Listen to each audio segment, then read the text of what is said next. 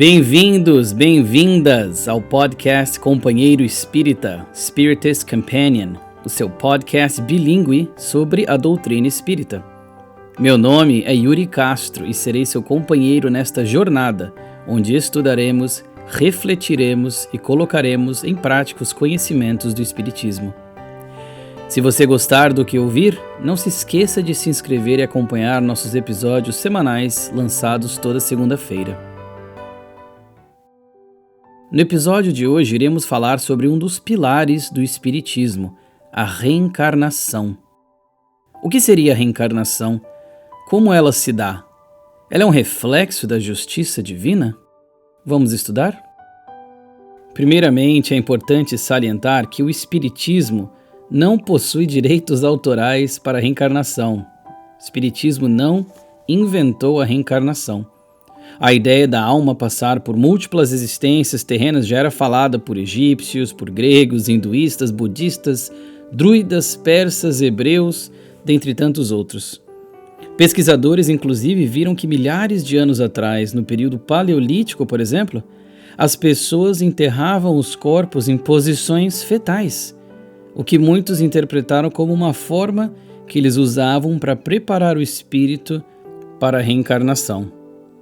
Na ciência, nós também temos vários pesquisadores, como os doutores Ian Stevenson, Jim Tucker, Ellen Wambach, Satwan Parisha, dentre tantos outros, que fizeram pesquisas muito sérias em vários locais do globo, e as respostas são indiscutíveis, transcendem qualquer religião ou credo sobre a realidade da reencarnação. A nossa mensagem de reflexão inicial é do Emmanuel, psicografia do Chico Xavier, no livro Pensamento e Vida, alguns trechos aqui do capítulo 11 em que ele fala: o caminho que iniciamos em determinada existência é o prolongamento dos caminhos que percorremos naquelas que a precederam. A justiça fiel, por misericórdia, nos concede o retorno para a bênção do reinício. Nosso berço no mundo é o reflexo de nossas necessidades, cabendo a cada um de nós, quando na reencarnação, honrá-lo com trabalho digno de restauração, melhoria ou engrandecimento. Ou seja, Emmanuel aqui já nos traz as explicações e também nos dá um dever de aproveitarmos essa reencarnação. No Livro dos Espíritos, agora trazendo aqui para o Espiritismo, Allan Kardec pergunta na questão 166: como pode a alma, que não alcançou a perfeição na vida corpórea, acabar de depurar-se? E os Espíritos vão nos dizer, sofrendo a prova de uma nova existência. Ou seja, passando pela reencarnação, que é esse processo pelo qual o Espírito vai retornar à vida corporal quantas vezes forem necessárias a fim de se aperfeiçoar. Porque os Espíritos também nos falam, meus queridos amigos e amigas, que a finalidade da reencarnação é essa expiação, um melhoramento progressivo da humanidade. Sem isso, onde estaria a justiça? Então eles já aludem também à questão da justiça divina. Eles falam que ela não é um castigo, ela não é uma limitação. O que ela é, na verdade, é uma oportunidade amorosa de recomeçar, de corrigir erros, de desenvolver virtudes e crescer rumo à plenitude espiritual. Se cada um de nós tivesse apenas uma vida, como justificaríamos as diferenças tão marcantes de destino? Por que um nasce com saúde e outro com doença? Por que um nasce em meio à paz e outro em meio à guerra? Um na fartura, outro na extrema pobreza. Uns conseguem viver 100 anos, outros acabam morrendo quando crianças ainda. Isso seria uma parcialidade, uma injustiça do nosso Criador, o que nós sabemos é impossível. A reencarnação, ela nos mostra, então, que cada existência ela é uma etapa, ela é um capítulo da mesma alma. E o que nós vivemos hoje, então, é esse resultado do ontem. E o hoje também é a preparação para o amanhã. A reencarnação e a forma da reencarnação passa, então, pela questão do livre-arbítrio e a responsabilidade individual de cada espírito. É importante nós lembrarmos que o Espiritismo ele não prega de forma alguma o determinismo, Nós somos responsáveis pelos nossos atos. Cada escolha que nós fazemos gera consequências, e é por isso que nós podemos, por exemplo, reencarnar em circunstâncias difíceis, não como uma punição, mas como uma experiência necessária para esse reajuste ou até mesmo este aprendizado, o que muitas vezes é referido como expiação ou prova.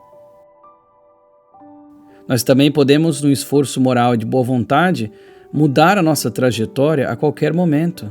Nós nunca estamos condenados. Nós estamos em jornada, e é uma jornada justa, porque cada passo é fruto da nossa construção espiritual, aquela que realmente importa. Allan Kardec nos fala disso também no Evangelho segundo o Espiritismo, no capítulo 5, quando ele vai comentar sobre a reencarnação sendo esse meio, esse único meio, na realidade, de explicar o passado e o futuro e de se firmar sobre a justiça de Deus, para que nós tenhamos a certeza dessa justiça, porque sem ela, sem essa visão reencarnacionista, a dor pareceria uma injustiça, pareceria um castigo, de certa forma, aleatório. Mas com ela, as dificuldades, as dores que nós passamos aqui, elas ganham sentido, porque elas podem ser tanto uma prova escolhida pelo Espírito para se desenvolver, para progredir, como elas também podem ser uma expiação, esse retorno a uma harmonia outrora perdida por conta de erros que nós cometemos através do nosso próprio livre-arbítrio. Lembremos então, quando nós estamos passando por algo difícil, que possivelmente escolhemos ou precisamos passar por aquela prova acerba.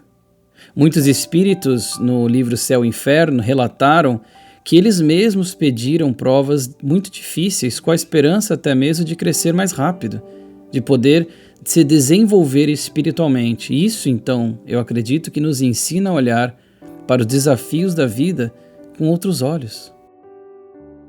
Por acaso você já sentiu que conhecia alguém desde sempre, mesmo tendo acabado de conhecer a pessoa?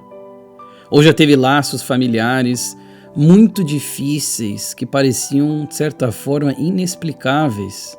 A reencarnação aborda isso também.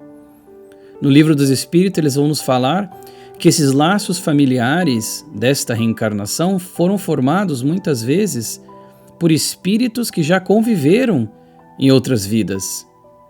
Alguns voltam juntos para fortalecer laços de amor, outros para resolver pendências do passado, aprendendo a exercitar o perdão como virtude. Porque nós aprendemos no Evangelho que não há acaso nas ligações da vida. As pessoas que nós nos encontramos aqui, reencarnados, principalmente aquelas próximas de nós, meus queridos amigos e amigas, são exatamente as pessoas que nós precisamos e devemos estar rodeados. E um dos mecanismos que auxilia, então, nesse progresso familiar enquanto reencarnados é o véu do esquecimento. Porque alguém pode falar, poxa, se eu já tive reencarnação anterior, por que eu não me lembro? Por causa desse mecanismo de sabedoria divina e de justiça que é o véu do esquecimento. Já imaginaram, se nós conseguíssemos lembrar tudo que passamos juntos com aqueles que nos rodeiam, quando nós estávamos em um outro momento, às vezes em outro local, com uma outra vestimenta carnal e uma outra posição? Seria muito difícil exercitar o perdão, colocar o amor em prática, se nós tivéssemos todas as memórias enquanto nós estamos encarnados aqui. E a culpa também, carregaríamos uma culpa muito grande. Graças a Deus que nós temos como voltar para a Terra, ou seja, através da reencarnação, para reparar laços outrora quebrados, mas sem necessariamente ter a memória clara de como esses laços foram quebrados. Tudo isso nos leva a ver como o espírito não reencarna por acaso, de forma alguma. No mundo espiritual, antes de uma nova encarnação, existe todo um planejamento feito com o auxílio de espíritos superiores. Existem departamentos específicos até para este planejamento reencarnatório que é tão fundamental no avanço do espírito. Para aqueles que querem adentrar um pouco mais nisso, eu recomendo as obras de André Luiz, psicografada por Chico Xavier. Neste plano, esse plano reencarnatório, então, eles definem certas coisas e ajudam o espírito nessa definição, como, por exemplo, qual corpo que será usado, a família em que o espírito vai reencarnar, as principais provas que ele enfrentará, quais expiações que ele vai poder passar, quais os talentos que trará como ferramentas de progresso, dentre tantos outros. Mas atenção, esse plano é flexível, pois, como nós já falamos, o livre-arbítrio continua valendo. Podemos escolher novos caminhos, melhorar o nosso destino ou mesmo atrasar o nosso progresso. Tudo depende das nossas decisões conscientes que nós temos enquanto encarnados, porque muitas vezes fazemos planejamentos lá no plano espiritual para a nossa reencarnação e quando nós descemos aqui, estamos na carne com todas as dificuldades que aqui se encontram e nós acabamos nos desviando dos caminhos que nós mesmos escolhemos. Agora, para a parte mais prática aqui do nosso episódio, nós vamos pensar o seguinte: como nós somos espíritos imortais reencarnados, o que nós podemos aprender ou utilizar isso? De qual forma? Podemos primeiramente valorizar o presente, como esta oportunidade única e preciosíssima que nos é concedida. Existem muitos espíritos querendo reencarnar e nós estamos aqui com esta oportunidade. Podemos trabalhar pela reforma íntima, então, deixando para trás o egoísmo e o orgulho que tantas vezes foram responsáveis pelas nossas quedas espirituais. Podemos também aceitar nossas provas com coragem e fé, sabendo que essas provas, essas expiações, esses desafios, eles têm um propósito. Podemos agir com mais compaixão, entendendo que todos estão em estágios diferentes da caminhada evolutiva, que as pessoas ao nosso redor tiveram uma jornada evolutiva individual e única a elas. E com isso nós temos um olhar mais compassivo para essas pessoas, pelas suas dificuldades que ainda trazem em si. A reencarnação, ela não é apenas um conceito filosófico religioso, então, meus queridos amigos, ela é um convite diário à transformação, à utilização da bênção que nós recebemos. Reencarnar é, acima de tudo, um ato de amor de Deus por nós. É a chance constante de aprender, crescer, de reparar os erros e evoluir. Como nosso querido Emmanuel nos fala, que a vida é uma escola, a terra é o nosso educandário, nosso corpo é uma bênção e cada existência é uma nova lição, cada existência é uma nova chance para um tão aguardado recomeço. Chico, na sua sabedoria e toda a sua simplicidade, nos falava que nós já vivemos muitas vezes. Estamos com as pessoas certas para ajustarmos os nossos corações e solucionarmos os nossos problemas. Ele falava, então, que na reencarnação ninguém erra de endereço. Que possamos aproveitar esta vida, esta existência única e sagrada, como oportunidade de sermos melhores do que fomos ontem, com gratidão, com esperança e com a certeza da reencarnação como esse processo educativo e mais uma prova do amor de Deus para conosco.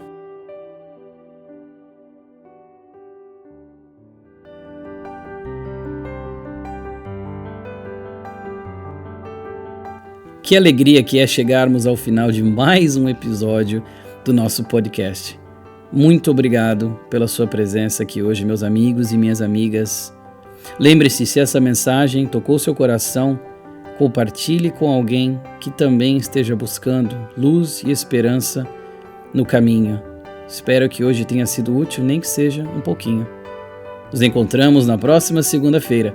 Até lá, fique em paz, valorize a sua encarnação e caminhe com muita fé. Com amor fraterno, seu companheiro espírita.